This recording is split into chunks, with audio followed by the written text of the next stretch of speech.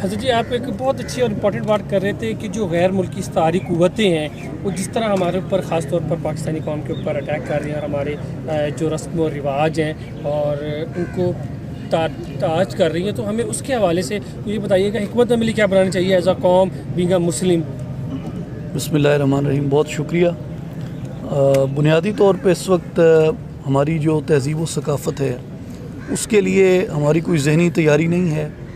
एक तो हमें लोगों को इस पे एजुकेट करने की और मोटिवेट करने की ज़रूरत है कि हमारे तहज़ीबी अज्ज़ाए तरकीबी हैं क्या, और मेरे ख़्याल में इससे मुकाबला कोई एक तबका नहीं कर सकता।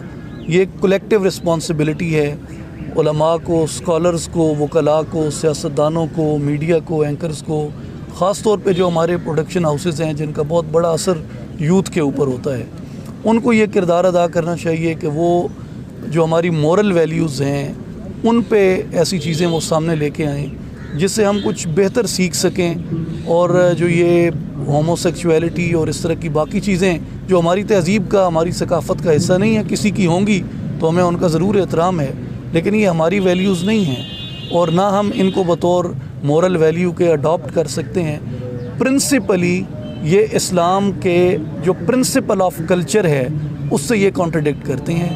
जो चीज़ें फ़रू में हों कबूल की जा सकती हैं, उसूल में चीज़ें कबूल नहीं की जा सकती बाहर से कोई आए तो। यूनिपोलर वर्ल्ड बन गया कि एक है सरमाया है और पूरी की पूरी दुनिया को कंट्रोल कर रहा है, और सरमाया का ना कोई दीन है, ना मज़हब है, ना कोई ईमान है। इसके पैरेलल हम अगर इस्लामिक सिस्टम देखते हैं तो बहुत पीछे नज़र आता है और कहीं भी हमें कोई इतना बड़ा काम नज़र नहीं आता है, क्योंकि ये जो सब कुछ हो रहा है कि इंडस्ट्री है वो मुनाफा कमाई जा रही है और ये तमाम चीज़ें वो कर रही है। उनका ना कोई दीन है, ना कोई ईमान है। आपको नहीं लगता कि हमारे उलमा कराम इस हवाले से एक पैरेलल मिशन जो डेवलप करने में इस वक्त तक कामयाब नहीं हुए? जी, मैं ये अर्ज़ करूँगा इस पे कि कुछ सतह पे आके ये कलेक्टिव रिस्पॉन्सिबिलिटी उम्मा के लेवल पे है।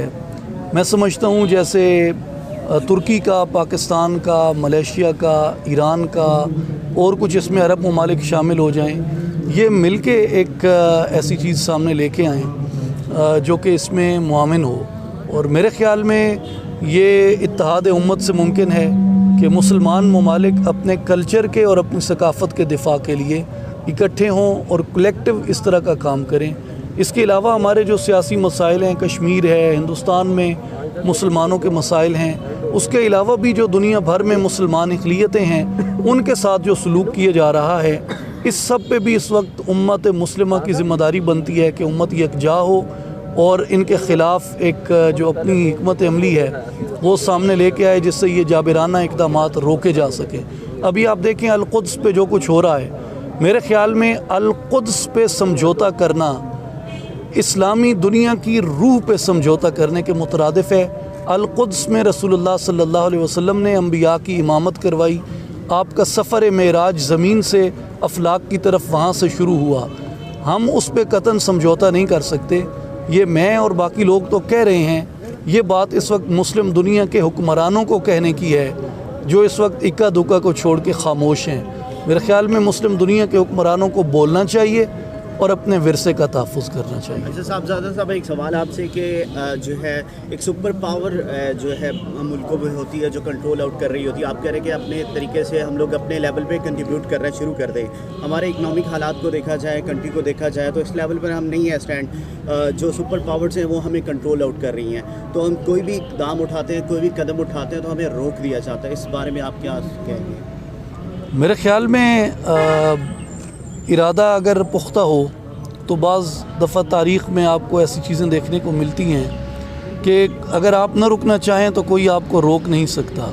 ईमान कमज़ोर ना हो तो बाकी चीज़ें आपकी कमज़ोरी नहीं बन सकती। काजनी फितना बहुत सारा इस वक्त बड़ा डिस्कशन में है, उसके हवाले से क्योंकि उनकी पहचान शनाख्त आम मुसलमानों को नहीं होती है और वो अपने आप को खुद मुसलमान ज़ाहिर करके हमारे ऊपर इस तरह अटैक करते, उसके हवाले से भी हमें मज़ीद काम करने की ज़रूरत नहीं है? जी, मेरे ख़्याल में इस पे बात चल रही है।